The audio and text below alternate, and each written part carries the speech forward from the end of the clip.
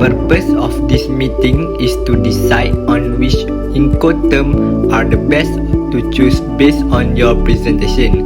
Include two groups of Incoterms encompass of all modes of transport and sea and inland waterway transport.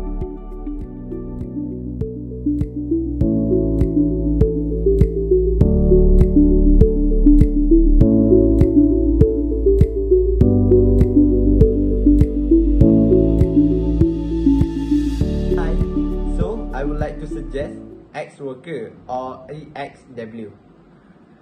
XW places the most responsibility for the buyer. Then, the buyer is also responsible for organizing the collection of the good from the exporter premises, and the exporter has no legal liability for anything that occurs to the good after the buyer or carrier has collected them.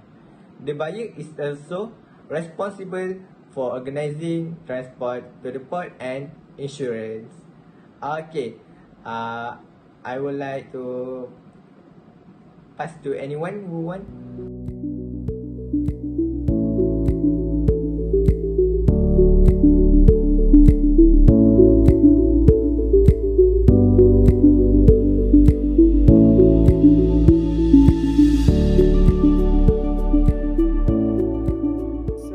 I think we should consider about FCA, because FCA, or we can call it free carriage, is better than EXW. In FCA, in Incoterms, the seller obligation is to hand over the good cleared for export into the charge of carriage named by the buyer at the named place or point. In addition, FCA include loading at pickup, which is commonly expected, and seller are more concerned about the violation. FC allow buyer to have unlimited control over the transaction of product after the cargo have been formally imported from the country of origin. Some buyers feel that they can take advantage of this Incoterms because of the ability to control all moving pieces of the logistic process. With FCA, the buyer controls all costs associated with the logistic process after the formal export.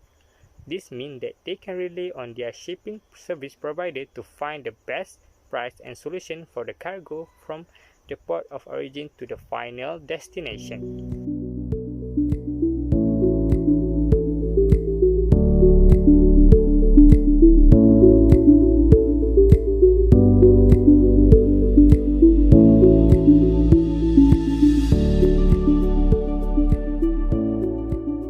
Meanwhile, under Incoterms CPT, goods are delivered when the seller makes them available to the carrier that he has appointed to perform international transport, although the seller also handles and bears the cost of international transport to the point of destination. Even though the point where the risk of transport is transferred, it is different from the point till the seller bears the cost of transport. When goods are delivered to the first carrier in the chain of successive carriers such as multimodal shipping, the transport risk transfers from the seller to the buyer. Unlike Incoterms CIP, the seller is not required to hire insurance transport to cover the goods from the point of delivery to the destination in CPT. In this Incoterms, the seller must complete the procedures and bear the cost of custom clearance for export, not the buyer's import clearance.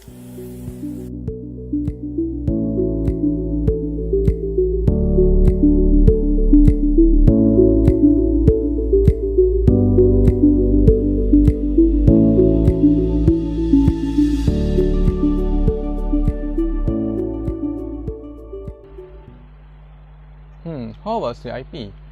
CIP stands for carriage and spade 2. CIP is another type of Incoterms that apply to any mode of transport. Through this international commercial term or Incoterm, the seller is obligated to deliver goods to the carrier at an agreed place, which includes a contract to pay the cost of carriage necessary. Besides the delivery of goods to the named place of destination, The seller is also obligated to arrange for insurance to cover the buyer's risk of loss of or damage to the goods during carriage. Meanwhile, the buyer is obligated for the goods when the seller delivers the cargo to the first carrier up to the point of destination. Under this method of Incoterms, the seller will pay the cost of carriage necessary to bring the goods to the named place of destination, but the seller will only bear the risk up until the seller delivers the cargo to the first carrier.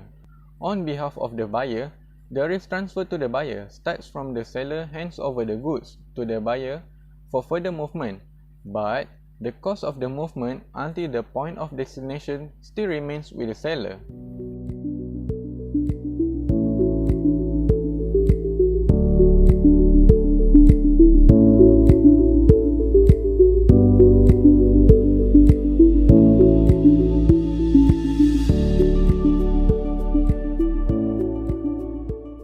I think DAT is one of the best choice because in DAT Incoterms, the seller is responsible for export clearing produce and the importer is responsible for clearing the good for import, arranging import custom formalized, and paying import duty.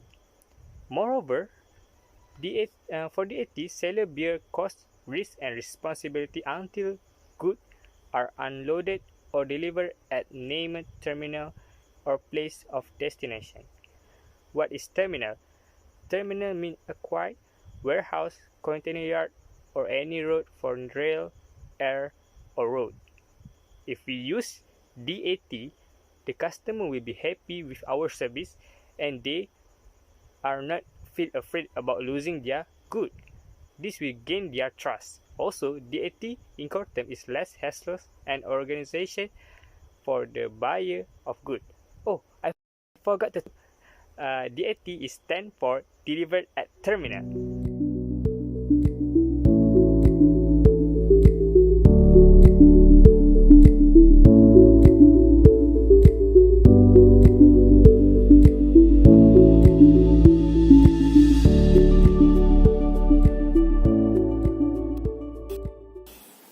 The seller delivers the goods without unloading at the buyer's place.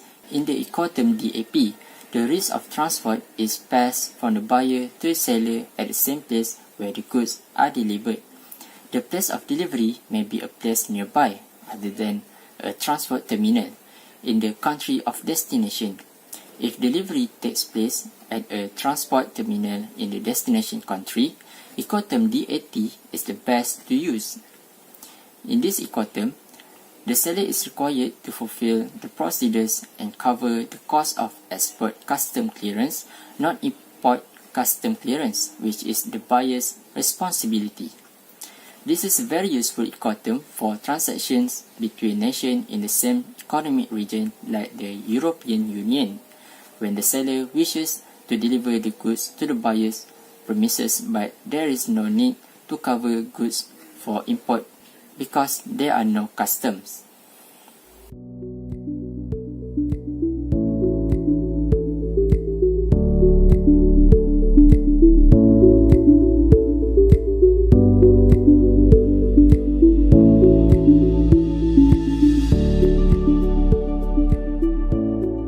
Any of you ever heard about DDP?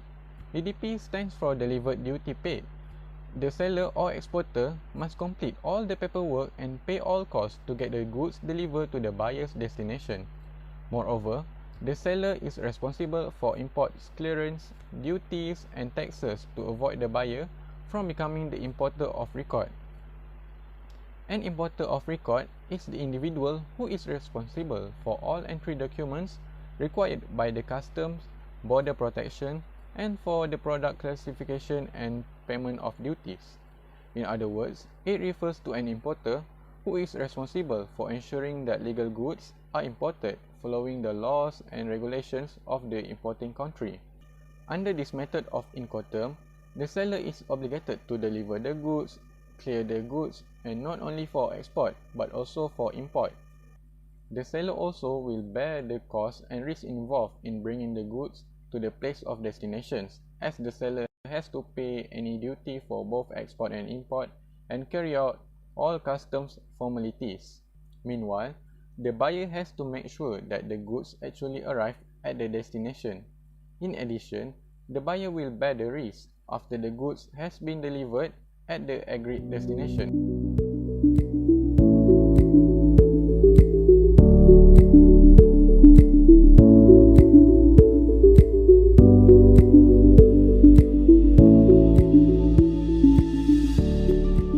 So, for Incoterm that applies to the sea and inland waterways transport, I would like to suggest FAS or free alongside ship, because the exporter is responsible for the good until they are deposited alongside the vessel, not on board.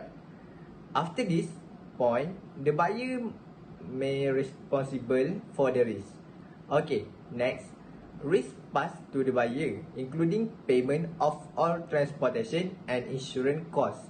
Once delivered alongside the ship by the seller, the export clearance obligation rests with the seller.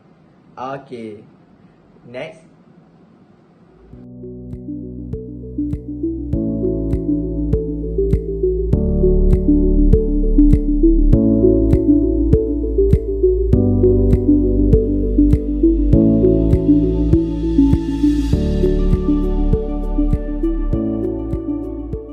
How about FOB? FOB stands for free on board. In FOB, the one that will bear risk is buyer, including payment of all transportation and insurance costs. Once the good is on board the ship, the exporter clear the good for export, but the buyer take over the responsibility for insurance and other costs such as freight, import, duty from the time the good arrive on the board the ship at the port of the shipment. This Incoterm a step further than FAS. Moreover, if the goods are lost while in transit, the seller will not be wholly responsible since the freight is arranged by the buyer, and if the goods are broken, we can still recover it before the good is whole on the vessel. Also, this may be a good thing if the buyer defaulting or withdrawing the trade last minute.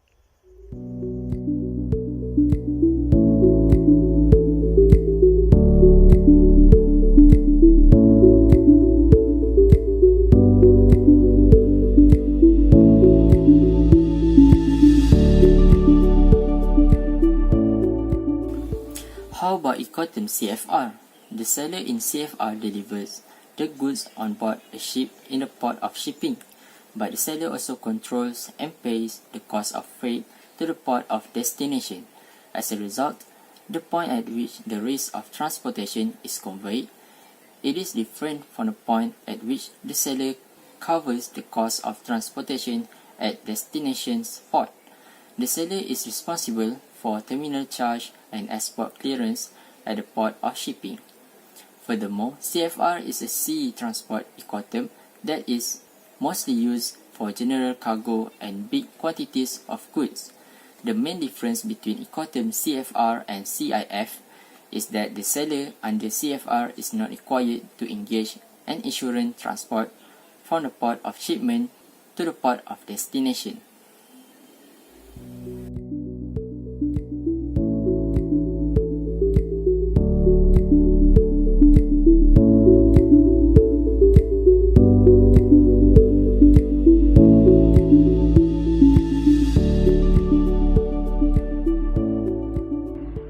Sorry, I think we should consider about CIF. CIF stands for Cost, Insurance and Freight. CIF is the fourth Incoterms that apply to sea and inland waterway transport only. It is suitable for countries that are reachable only through the ocean and commonly used for bulk cargo, oversized and overweight shipments. Moreover, CIF is similar to CFR. The seller will deliver the goods cleared for export, onboard the goods at the port of shipment, and pay for the transport of the goods to the port of destination. The seller also obtains and pays for minimum insurance coverage on the goods through their journey to the named port of destination. The buyer will take over all obligations from that point of delivery, as the buyer will bear all risks from the time the seller delivers the cargo on board the ship. However, the buyer does not take on any cost until the goods arrive at the named port of destination. Alright, so for now, I will choose Incoterms based on our meeting. Okay, I'm Nur Azam bin Abu Zarin as Vice President of this company would like to choose FCA, free carrier, and A.W.A.S, free alongside ship for our Incoterms. Because with this Incoterms, our company only bear 35% of responsibility and other responsibility will bear by buyer, because in current situation we want to cut costs. Okay, thank you everyone because participating this meeting. Have a nice day and stay safe.